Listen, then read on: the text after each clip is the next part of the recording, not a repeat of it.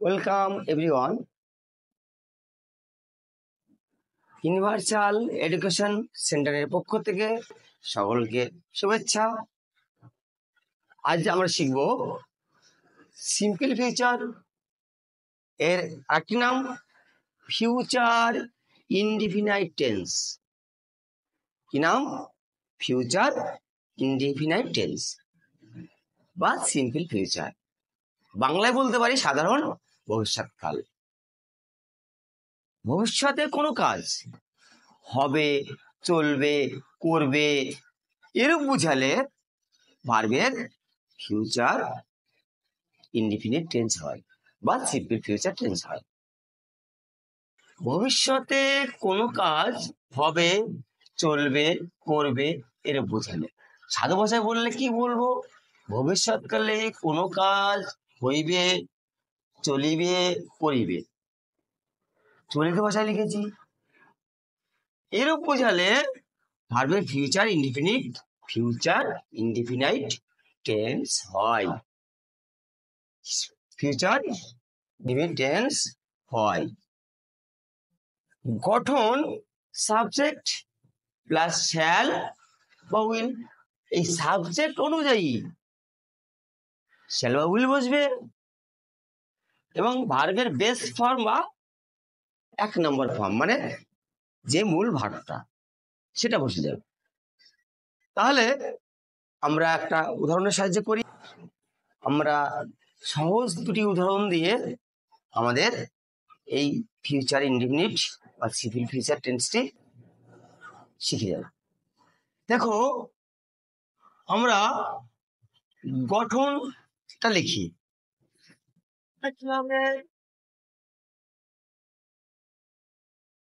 Subject plus shall বা will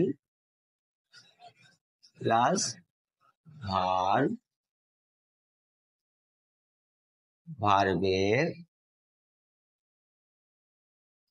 base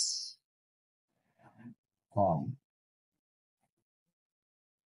দেখো, গঠনটা হচ্ছে সাবজেক্ট প্লাস শ্যাল বা উইল। সাবজেক্ট অনুযায়ী শ্যাল বা উইল বসবে আর ভার্বের বেস ফর্ম অথবা ভার্বের মূল যে ফর্ম সেটা বসবে। ভার্বের base form FORM, base form. তাহলে আমরা এখন স্কুলে যাব। তাহলে সাবজেক্ট কে বা কারা? আমরা।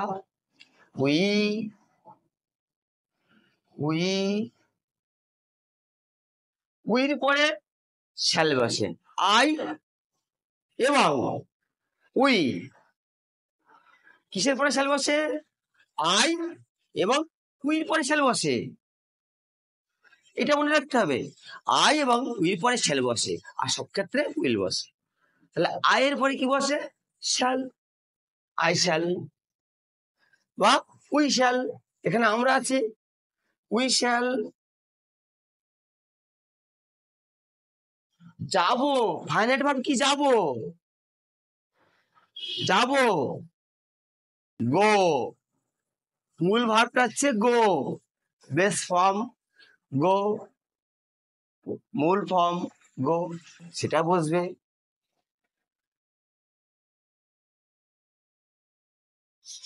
কোথায় যাব? স্কুলে। To school.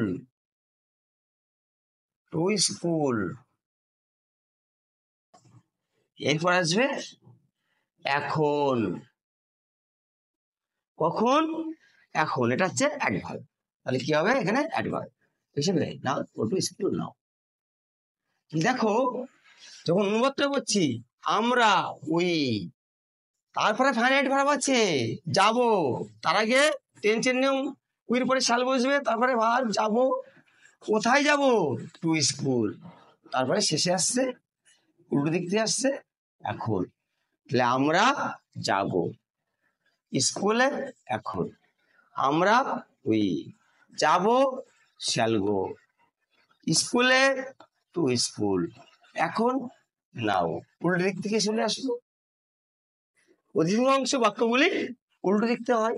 সাবজেক্টের পরে দেখো যাব, শ্যাল গো, তারপরে উল্টো দিকতে স্কুলে টু স্কুল, শেষ আসছে এখন now, we shall go to school now. আরেকটা উদাহরণ আছে, যদু বাজারে যাবে। যদু বাজারে যাবে, যদু বাজারে যাবে, যদু সিঙ্গুলার নাম্বার, সেই জন্য আমি বলেছি আই এবং উই এই দুটোর পরে ফিউচার ইন্ডিপেন্ডেন্ট টেন্সে শ্যাল বসে, আর সব ক্ষেত্রে উইল বসে। তাহলে যদুর পরে কি বসবে? Will. Jadu, J A D U, Jadu. যদুর পরে কি বসাবো? গঠন অনুযায়ী সাবজেক্টে পরে শ্যাল বা উইল, তাহলে বলেছি উইল বসবে। শুধু উইল। যাও ইংরেজি গো, বাজারে টু মার্কেট।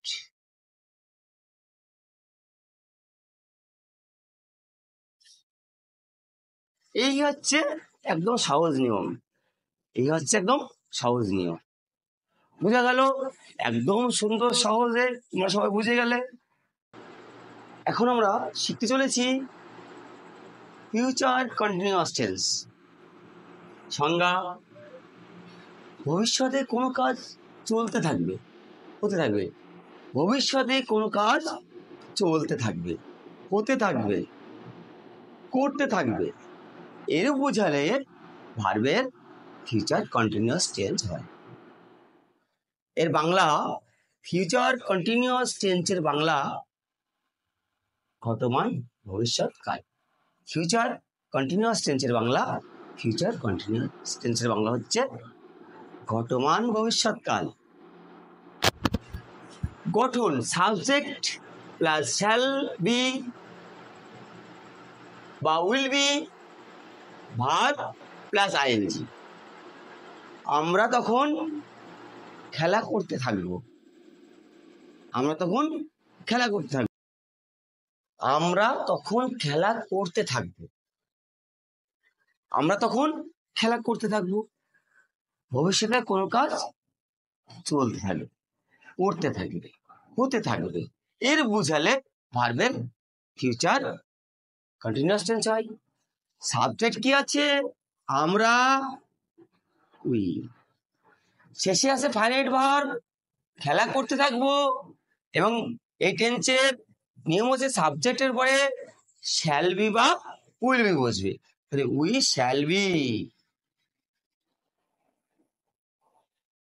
তারপরে ভার্বের সঙ্গে কি যুক্ত করতে হবে? আইএনজি। ভার্ব কি আছে? খেলা করা, মানে খেলা করতে থাকবো, উই শ্যাল বি প্লেইং। তখন, দেন। দেখো, আমরা শেষে ফাইনাইট ভার্ব, খেলা করতে থাকবো, শ্যাল বি প্লেইং, শেষে দেন, তখন। হয়ে গেল। তাহলে কিভাবে করলাম? প্রথমে সাবজেক্ট উই, সাবজেক্টের পরে আমার টেন্সের নিয়ম শ্যাল বি বা উইল বি বসবে। এখানে শ্যাল বি বসেছে, যেহেতু উইল পরে শ্যাল বসে, আর ভার্বের সঙ্গে আইনি যুক্ত হয়েছে, এবং তখন সেটা শেষে বসিয়ে দিয়েছি, দেন। আরেকটা কি আছে? সে তখন ট্রেনের মধ্যে আসতে থাকবে। সে ইংরেজি কি সাবজেক্ট? হি, হির পরে নিশ্চয়ই উইল বসে, তোমরা সকলেই জানো। হি উইল বি, উইল বি। আসা ইংরেজি কি? কাম, মানে আসা, তার সঙ্গে কি যুক্ত হবে? ING. He will be coming.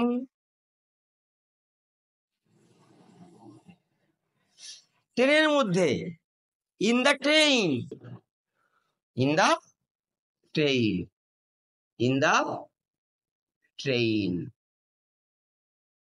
দেন। সে তখন ট্রেনের মধ্যে আসতে থাকবে। He will be coming in the train. Subject সে, আশা ইংরেজি হচ্ছে কাম, তার সঙ্গে আইন যুক্ত করেছি, তার আগে হচ্ছে আমার এই টেন্সে শ্যাল বি বা উইল বি বসবে, হির পরে উইল বসে, সেজন্য এখানে উইল বি হলো। তারপরে ভার্বের সঙ্গে আইন যুক্ত করলাম, ইন দ্য ট্রেন, ট্রেনের মধ্যে, দেন মানে তখন হয়ে গেল। খুব সহজ। আজ আমরা শিখব ফিউচার পারফেক্ট টেন্স। যদিও এই টেন্সটির ব্যবহার খুবই সীমিত, তবু আমাদের কোনো কোনো ক্ষেত্রে লাগে, সেই জন্য আমাদের শিখতে হবে। এর বাংলা আমরা বলতে পারি পুরা ঘটিত ভবিষ্যৎকাল। সংজ্ঞাটা লিখেছি দেখো, ভবিষ্যতের দুটো কাজের মধ্যে যে কাজটা পূর্বে হয়ে থাকবে বা ঘটে থাকবে। দুটো কাজ ভবিষ্যতে, তার মধ্যে যে কাজটা পূর্বে ঘটে থাকবে তার ফিউচার পারফেক্ট টেন্স বলে। একটা উদাহরণ দিলে খুব পরিষ্কার হয়ে যাবে। ফিউচার পারফেক্ট টেন্স গঠন, সাবজেক্ট শ্যাল হ্যাভ বা উইল হ্যাভ। সাবজেক্ট পরে কি বুঝবে? শ্যাল হ্যাভ বা উইল হ্যাভ। তারপরে ভার্বের থার্ড ফর্ম শ্যাল হ্যাভ বা উইল হ্যাভ, তারপরে ভার্বের থার্ড ফর্ম, তারপরে যা আছে সেগুলো বসে যাবে। একটা উদাহরণ লিখেছি, দুটি কাজের মধ্যে যে কাজটা পূর্বে হয়ে থাকবে বা করে থাকবে। আমি বাড়ি আসার পূর্বে আমার বাবা কাজটি করে থাকবে। আমি বাড়ি আসার পূর্বে আমার বাবা কাজটি করে থাকবে। আমার বাবা কাজটি করে থাকবে, তাহলে আমার বাবা কাজটি করে থাকবে আগে হচ্ছে। আমি বাড়ি আসার পূর্বে কোনটা আগে হচ্ছে? আমার বাবা কাজটি করে থাকবে, সেটাই আমি গঠন অনুযায়ী লিখে লিখে লিখে দেবো। তাহলে লিখবো কি? আমার বাবা, my father, my father. My father পরে কি বসবে? উইল হ্যাভ বসবে, উইল হ্যাভ। কাজটি করিয়ে থাকবে, মানে কাজ করা ইংরেজি কি?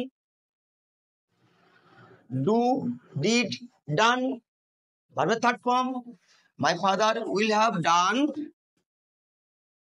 দ্য ওয়ার্ক, কাজটি বিফোর, বিফোর আমি বাড়ি আসার পূর্বে। আমি বাড়ি আসা, বিফোর আই। এইবার মনে রাখবে দুটো কাজের মধ্যে যে কাজটি পরে হবে সেটা কিন্তু কি হবে? Present indefinite tense. খুব গুরুত্বপূর্ণ, একটু এইটুকু শুধু মনে রাখতে হবে। পরের কাজ কিন্তু প্রেজেন্ট ইনডিফিনিট টেন্স হবে। Before I come home. এইটা অনেক চাকরি পরীক্ষায় দেয়। পরের কাজটি ফিউচার পারফেক্ট টেন্সে, প্রথম কাজটি তো আমার টেন্সের নিয়মই হলো, সাবজেক্ট বসলো, তারপরে শ্যাল হ্যাভ বা উইল হ্যাভ, এখানে মাই ফাদার, এরপরে উইল বসবে, সেজন্য উইল হ্যাভ বসেছে। আর তারপরে ভার্বের থার্ড ফর্ম, তারপরে অবজেক্ট ওয়ার্ক, কাজটি কি করবে? কাজটি বিফোর আই কাম, এটা প্রেজেন্ট ইনডিফিনিট টেন্স হচ্ছে। এইটুকু শুধু মনে রাখবে। Future perfect continuous tense, modern ইংলিশে এই টেন্সটার ব্যবহার খুবই কম, তো শিখতে হবে।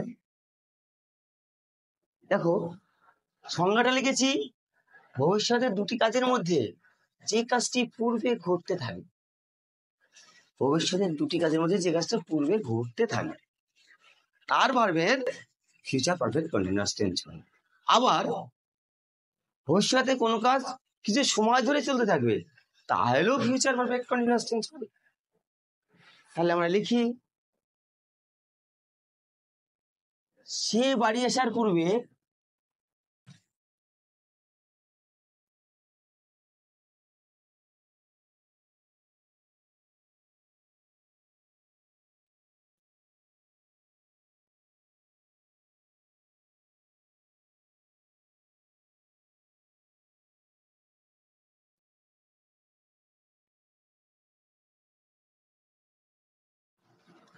সে বাড়ি আসার পূর্বে আমি বই পড়তে থাকবো।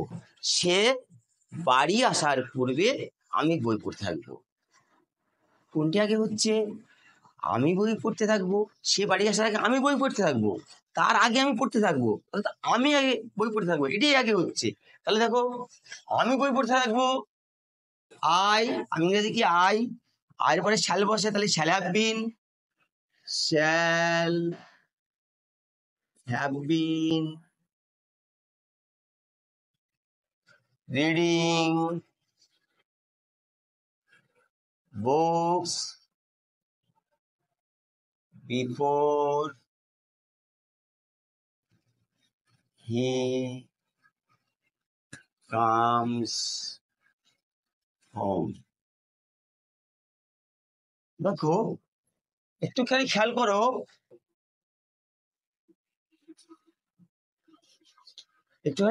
দেখো দুটো কাজ।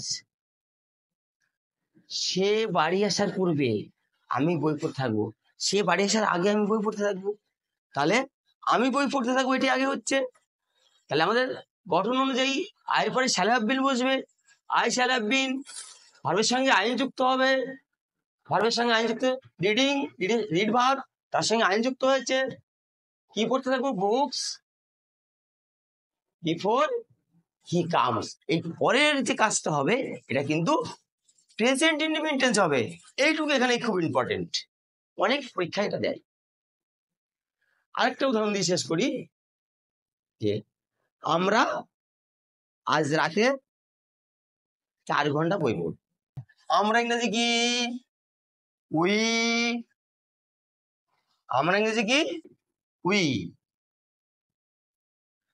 উইর পরে কি বসবে? Response please. Shall have been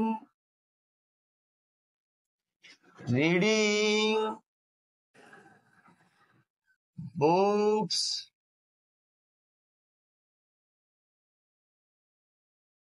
for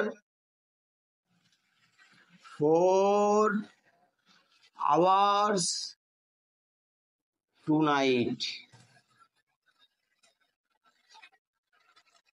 এরকম থাকলেও ফিউচার পারফেক্ট কন্টিনিউয়াস টেন্স হয়। সাবজেক্ট কি? আমরা, মানে উই, উইর পরে শ্যাল হ্যাভ বিন, ভার্বের সঙ্গে আইন যুক্ত হয়েছে। আমরা যখন পড়বো অনেকগুলো বই, সেখানে বুকস দিয়েছি, কয় ঘন্টা ধরে? ফর 4 আওয়ার্স, সময়ের ব্যাপ্তি বোঝাচ্ছে, এই জন্য ফর ব্যবহার করা হলো। আজ রাতে, টু নাইট। যদি ক্লাসটি ভালো লাগে আগে অবশ্যই সাবস্ক্রাইব করে দেবে। এবং একটি বিশেষ ঘোষণা, আমাদের এই চ্যানেলের পক্ষ থেকে অতি শীঘ্রই সমস্ত ধরনের সরকারি বেসরকারি চাকরির কম্পিটিটিভ এক্সামের ক্লাস উন্নত প্রশিক্ষক দ্বারা প্রশিক্ষণ দেওয়া হবে।